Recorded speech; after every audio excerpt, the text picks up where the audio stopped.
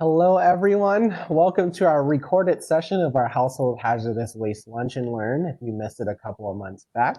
If you don't know what household hazardous waste is, or you have household hazardous waste yourself and you don't know how to dispose of it properly or manage it properly, this video is for you. We're going to break all of that down and also introduce you to some resources that are free through Cobb County to help you get a hold and manage of your household hazardous waste. So I still have my tech person with me, Miss Chrissy.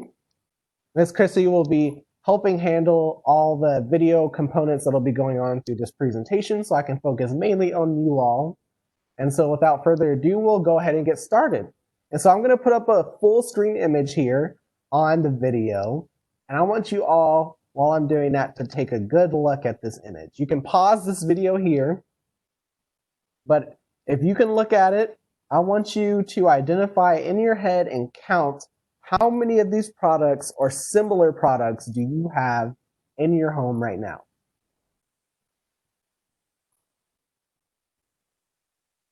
So again, you can pause the video now to get a good lay.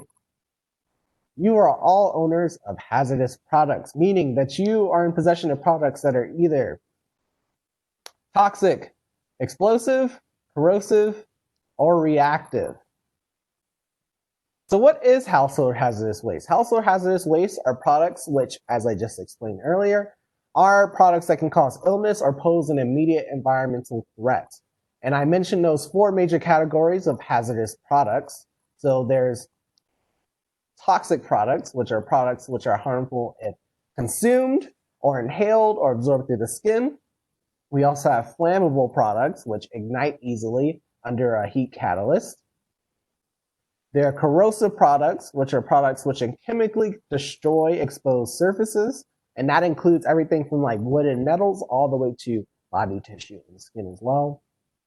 And then there are products which are reactive, which basically means that they could cause an immediate threat under some type of catalyst, whether heat or friction or some type of electricity. Just any form of catalyst can cause that product to become a threat to your health or the environment. And so that includes all products that are in this photo here and all products that are related to these as well. And so just to give you a general layout of what a household hazardous product could be, that includes most automotive products, so antifreeze, brake fluids, oils, fuels, all of that. That includes cleaners, rust removers, scoring powders, pretty much most of that. Paint products, glue and sealers. Many yard and garden products, everything from pesticides and fertilizers to more extreme forms of lawn care and even poisons in some case. Medicines and certain grooming products. And lastly, batteries, electronics, and batteries and electronics. So a typical household can have somewhere between 13 to 90 household hazardous products. I know personally looking at that list, I think I was baking around 11, and it probably is a bit more than that if I looked a lot harder in the background. And so it's important that you know how to manage all of these because there's lots of ways that that stuff can enter the environment or even enter our bodies or our families' bodies. And that can be really bad just all around for public health. And so that's what we're going to talk about during this presentation. There's going to be four components to this video. We're going to first talk about what the problem is with household hazardous waste. Why should you care? Then we're going to go into the solutions to those problems we just talked about. Then we're going to talk about HHW myths. And then finally, we're just going to kind of recap and talk about how we can just integrate these into practices in our livelihoods to just become better watershed stewards. Okay? So we'll start with the problems, and this is my warning to you all. It's going to get a little bit dark. This is probably the most critical part of this presentation. It's the hardest to get through because it's just a lot of depressing information, but I'll promise to make it as lighthearted as possible. But this is actually very important, which is why we're dedicating this time to make this video. Okay? But once you make it through the first part, I promise the rest of the presentation will be much more friendly and much more fun as well. So this is my cue for my tech person to turn me into a tiny little box. And we'll begin with the problem with household hazardous waste, or HHW, I've gone through. So we've got to understand this in two different systems. We got to look at sort of the infrastructure system that we live in, like as a society. And then we got to kind of look at the environmental system, like how does nature interact with society? Okay? And you have to understand both systems to understand the problem with household hazardous waste.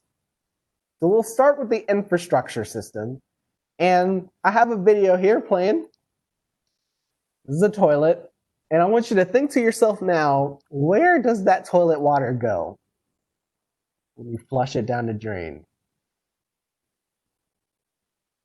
So if you know your water system, then you probably understand that that water is going to a treatment facility, right? In fact, most drains do, except for storm drains outside. Most of the drains that you know of that water goes into, all of those lead to a wastewater treatment facility, like the one I have here, which is great, right? They're designed to treat the waste before putting it back into nature so nature can have it and we can reuse it again in the future. So where's the problem with that? Well, wastewater treatment facilities are designed to treat specific types of waste, primarily waste generated organically by humans. You probably heard us say only flush the 3 Ps, pee, poop, and toilet paper. Although it's funny, that's not completely a joke. That's pretty much what wastewater treatment facilities are designed to treat specifically. Anything outside of that has the potential to leak out into our environment and not actually get removed during the water treatment process. You also see us post tons of stuff about this on our social media because this is a huge concern for us. Most of the stuff that ends up in the environment comes through the wastewater treatment facility and aren't removed. And so if we go back to all of those ways that water enter the water treatment facility, think about all the things that we put down the drain that isn't a part of those 3 Ps, right? Probably many of these products that you see in the photo that we talked about earlier, right? These hazardous products, which contain chemicals which are both bad for the environment and for us as well. And that is the problem. The average household, according to the EPA, produces about 6 pounds of pollution per year through household hazardous waste. In Cobb County, there's roughly 280,000 people who live, 280,000 families who live here. There's a typo. And if you multiply that times the 6 pounds of pollution, that means every year we contribute at least 1 million pounds of hazardous pollution to our environment per year. I don't know about you, but that seems like a lot to me. And that is why we are so concerned about household hazardous waste. So there's the first part of our system, understanding how our water system works and how pollution from household hazardous waste gets from our use to the environment. So let's talk about the more environment side of that system as well. And we're going to look at this nice, beautiful residential neighborhood. Looks pretty good. Lots of sweet little houses. There's kind of a little pond in the top left corner. If you look very closely, lots of cool things happening here. And I'm getting a cue here to dig a little deeper. And what's that? Does anybody watching this video know what that is? The term for this. If you've been to any of my middle school programs, you for sure know what this is. That is a storm drain. It's designed to redirect rainwater. There's a bunch of different variants of it. It can look like this. It can also look like that. Those are all variants of the same thing called a storm drain. And their primary purpose, as I said earlier, is to redirect stormwater, so rain, sleet, snow, away from our properties and streets, so it doesn't flood everywhere like you see in this image. If we didn't have storm drains, it wouldn't look like this, especially in Cobb County where we're prone to floods. And so naturally that water was going to go to your local creek or stream. And so that's where storm drains go too. That's a common misconception. People think that they go to a wastewater treatment facility or that storm drains get cleaned, but that's not the case. That water that goes into a storm drain goes straight to your local natural water source. And so you might already understand now where that could be a problem, because there's other stuff that go into storm drains too. This is just one photo of a really bad example of the type of stuff that can go into storm drains. And trust me, that happens plenty of times. But there's also stuff that you can't see as well. There's oil from cars, other vehicles. There's also fertilizers and pesticides when used in excess that will actually run off of your yard and your plants into the street and into our storm drain as well. And pretty much, again, any one of the products that we listed earlier. If you use them outside and they end up on your driveway and street and even a lot of times in your yard, when it rains, that rain is just going to hydrate all of that pollution, make it nice and moist, and it's going to flow straight into your storm drain and then into our environment. And so you can imagine all of these households here that are using all of those hazardous products. You can understand by now how all of that stuff is entering our environment. And so that's the critical problem there as well with household hazardous waste. So you can see in our nice residential neighborhood here that although it looks nice and clean from like the outside, if each of those houses is using that 13 to 90 amount of household hazardous products and it's making its way outside, that's a lot of pollution that's entering their local water system. So right here, I'd like to make a side note on landfills. So a lot of you may be thinking, well, a lot of this stuff I just throw in the trash or something and it gets taken to a landfill. I will have to tell you, landfills are not a very good option for your household hazardous waste either. They're just basically huge acres of land of just trash filled with hazardous waste if you are throwing it away, right? And so that runoff principle stays the same. When it rains, and it does rain over landfill, that rain is just being absorbed and mixing with all of those hazardous chemicals and all of those electronics. And unfortunately, with landfills, the layers underneath that are keeping all of those chemicals from entering the environment, they don't last forever. Eventually, they will start to decay. They will start to break down over time, and there's no way to replace them. And so although it may not be a concern right now, over time, eventually will start to break down, and those chemicals will start to leak into the environment again.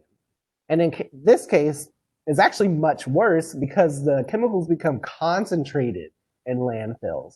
And so if you are throwing this household hazardous waste away, you're actually going to end up making a worse environmental problem in the future when they become concentrated and leak out into the environment.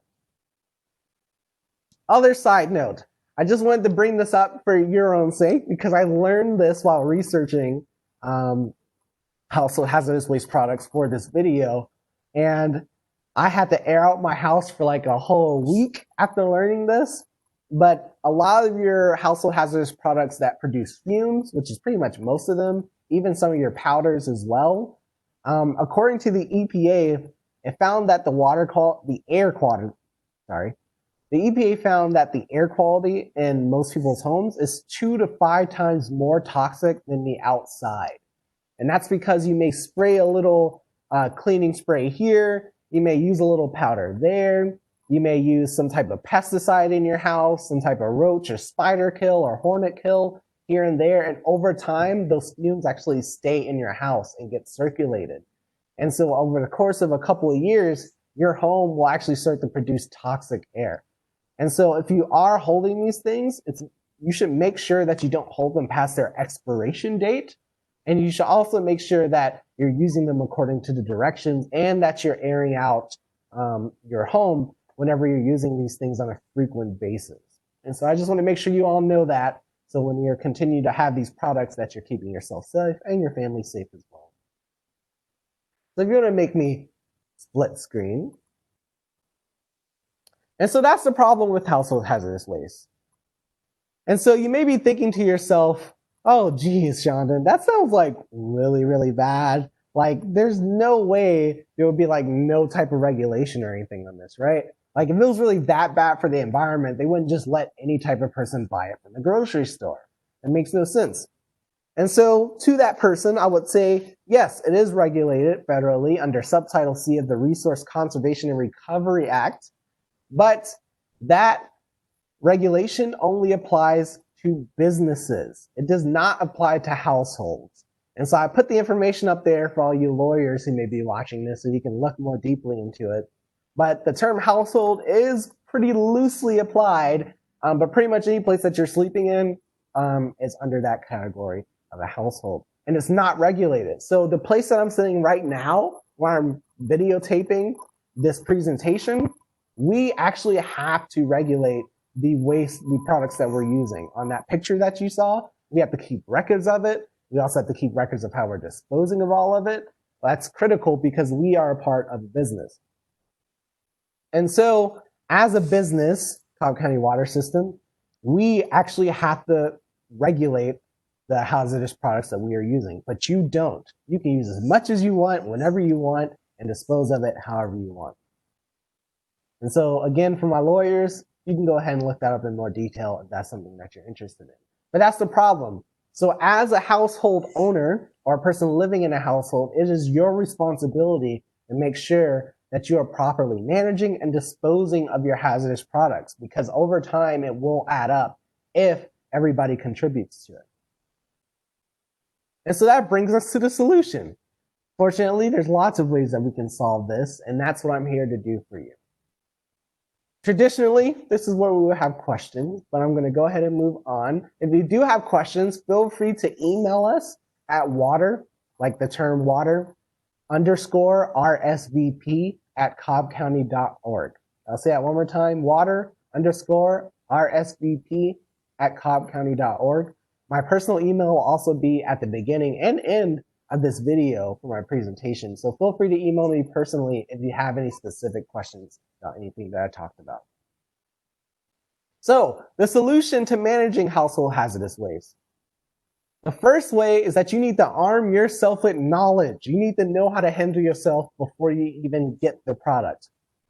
So there are labels on all household hazardous products. And the labels range from caution to danger.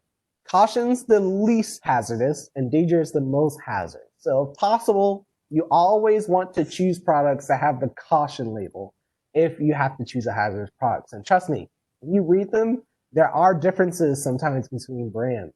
So just make sure that you're choosing the least hazardous product, not only for your health, but again, for the healthy environment as well. If you are buying a hazardous product as well, there are additional labels which show you what specifically the hazard is. And so I have the photo here on this side of the screen, so you can see what those look like, but everything from, is it more of a flame issue? Is it more of a chemical issue? So make sure you're looking at the label just so you know what the risk is while you're using the product. If you want to make this full screen as well, just Chrissy, I have some examples here of what these labels look like, so you kind of know where to find them. But they're usually large and bold. That's actually a requirement by law.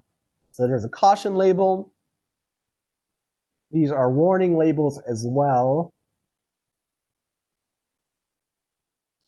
And then danger labels. And then here's a label of something that like checks all the boxes, which just terrifies me. Yeah, if you can avoid something like this, that's the best. I believe this is actually a drain cleaner, like for clogged drains. There are other ways to unclog your drain. You can use like one of those snakes to get inside. If you want alternative ways to clean your drain, make sure you email us. We can help you out. But definitely avoid using something this dangerous if you can. So that's the first step, right? Make sure that you read the label. And the second thing is that read the directions on how to use it properly. Now, I know I am personally guilty of this, everyone. Okay? I was taught how to use cleaning products when I was little by my parents, right? And so that's usually how we learn how to do these things. And so I never felt the need to read directions. But after researching for this presentation, I actually went back and read the directions for some of my own products in my own home that are hazardous. And I have been using a decent amount of them improperly according to the directions. And so that does not help anybody, especially yourself, if you're not reading the directions. So make sure you're just following the directions properly. And usually it will actually tell you how to dispose of it as well, which makes your life easier. And so that brings me to the other point. When you're finished, dispose of it properly. Okay? Please don't throw it away if you can help it, but definitely don't put it outside or into the drain as well.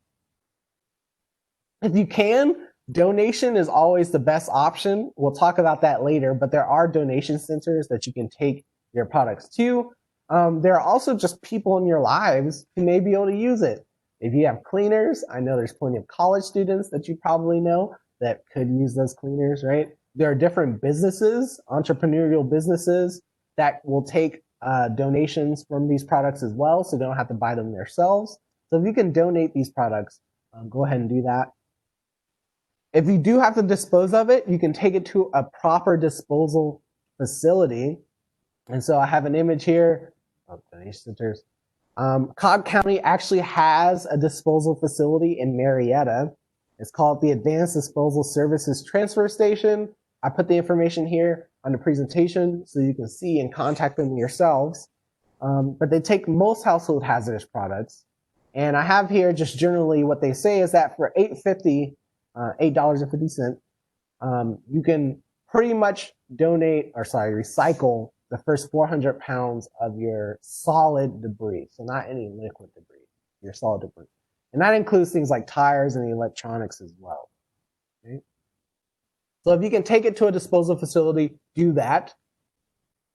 There's also another facility called Charm in Atlanta, which takes every type of household hazardous waste, and their prices are very reasonable as well. And I believe actually for small amounts, like if you just have 10 pounds of something or 5 pounds or something, they'll usually take it for free as well, minus the electronics and tires. And then if you just need more help finding resources on how to dispose of your stuff, Earth 911 is a good place to check out. And so that's a website, so you can Google that and they'll give you some resources as well. Okay? Only after exercising those first two options will we recommend that you try to dispose of it yourself. Most of us are not chemists. Most of us don't have the facilities to deal with these type of chemicals properly. And so it's just better to hand it off to somebody who can use it or somebody who knows how to dispose of it and has the resources. But if you are out of options and you have to dispose of it yourself, there are a couple of ways that you can do that. Okay? The first is that if it is solid waste, you can throw it away. And you shouldn't, but you can throw it away if all else is lost. If it's liquid waste, you have to turn it into solid waste before you throw it away. And so one method that is common is called the cat litter method. Full disclosure, make sure that you do your own research before you do these, okay? I'm not telling you that this will work with every single type of liquid household hazardous waste. These are just common methods. But I just want to make sure that you do your research to make sure that your method works with your type of waste that you're trying to dispose of, because this will not work with everything, okay? But you can use the cat litter method, which is basically just taking cat litter, pouring it in a bag, and then you can pour your liquid household hazardous waste into the cat litter and mix it, and eventually it'll become solid waste. Okay? This only works with a little bit of liquid waste. If you oversaturate it, it'll just be like liquid cat litter, and then you'll have a bigger problem on your hands after that. If you have just a tiny amount, like you pretty much use the whole container, but there's like a little bit kind of swishing around at the bottom, you can try evaporation. Basically just pour it into a tray and leave the tray outside for like a day or so, and it evaporates into the air. Trust me, it's much more safe than just throwing it into the trash or pouring it down the drain. Just make sure you don't do that with other people around. And while you're doing this, make sure you wear proper protective equipment like goggles, gloves. Make sure that the clothes you're wearing are clothes that if something were to happen, you'd be fine if those clothes got messed up. Just make sure you're wearing proper protective equipment as well. This is more of a side note on electronics. Electronics have some of the worst chemicals inside of them for both human health and environmental health.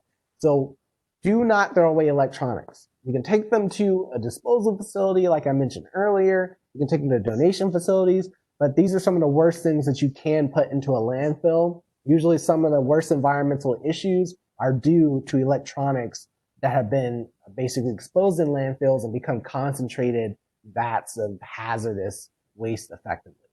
So, moving on.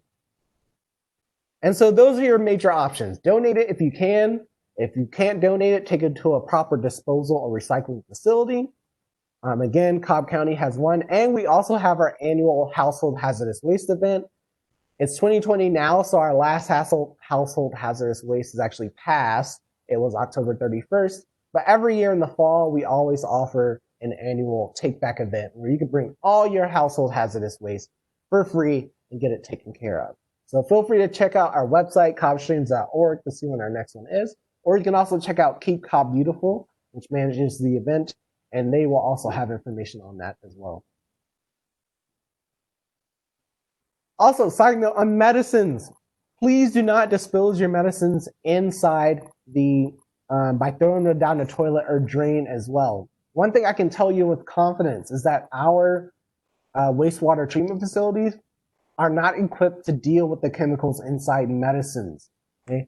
So there's already reports by the EPA and other environmental groups which show that there are trace amounts of medicines in the environment already, and it is having some effects in certain parts of our country. And so do not dispose of them like that. Usually most doctor's offices will have like take back boxes for your medicines, but just make sure that you dispose of your medicines properly. There's plenty of facilities across the county which will take back medicines, and typically your doctor's office will be able to point you to a location as well. And so again, if you have any questions about any of this, I know it's a lot of information, feel free to email me personally, or again, email us at water_rsvp@cobbcounty.org. And so that brings us to the third section, household hazardous waste myths. And really, it's just one myth. And so if you want to make me a tiny little box again, and I'm going to run you through a story.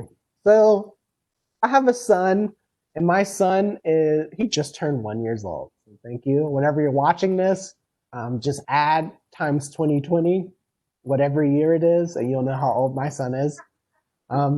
But he is now turning 1 year old. And when I was shopping for diapers for my son, you know, I love the environment. I'm an environmentally conscious person, right? That's why I do what I do. And so I was looking for, you know, green products. And I came across this diaper brand, not the one specifically in this photo. I'm just using the one in the photo as an example. But I came across it and it was nice. It was green. My favorite color is green too. So, you know, it was green, my favorite color, all these leaves. It was like natural. It said natural diapers, right? Like all the bad stuff that you don't want in your body, all the bad stuff you don't want in the environment. It had it all, right? It was almost just like this one in the photo. So I bought a bunch of them because I'm like, yeah, of course I would do that. And I had to find out, later in the year, it turns out that I actually fell victim to something called greenwashing. That product was falsely advertising as being a green product, so healthy for the environment, and it was actually not. There was actually only one thing on that product that was healthy, and it was effectively the cord inside the diaper that stretches. But the rest of the diaper was 100% not environmentally friendly and sustainable. Okay, and this example actually having a photo of Huggies actually is an example of a now discontinued product. This was a green wash product, and so there was a suit over it. Well, back when, if you want to look at it, look into it. But basically, this Huggies Pure Natural, it says organic cotton, it says hypoallergenic, all this good stuff on it. It turns out that only the straps of the diaper were made of organic cotton and the rest wasn't. The hypoallergenic part and the aloe part was only on the outside of the diaper, not the inside, you know, the part that actually is in contact with the baby's skin. Basically, the whole thing was effectively a lie. And so that brings me to the major household hazardous waste myth, and that's greenwashing, which is when companies basically falsely advertise their products as being environmentally friendly or sustainable, and they're actually not. And they basically just use packaging that looks that way. And so I have a bunch of examples here. Another disclosure, I don't know if any of these products are greenwashed. I just brought them up as examples of what green packaging looks like, of sustainable packaging. These could be green products. They cannot be. But that's kind of the point, right? Like, it's really easy to get these things mixed up. And if we go back to that diaper example, it's very easy to see how someone like myself, who knows a lot about the environment, could easily fall prey to this, as I did. And so, just so you know, the FDA does not, or the EPA really, does not regulate any of the terms you see in this photo. Natural, eco, chemical-free, earth-friendly, non-toxic, certified green, bio, all of those words are not regulated whatsoever. So you can use them in whatever way that you like if you're a business, okay? And so if you see too many of these words in a product, that might be a cue that it might be greenwashed a little bit. So do your research if you were to buy a green product.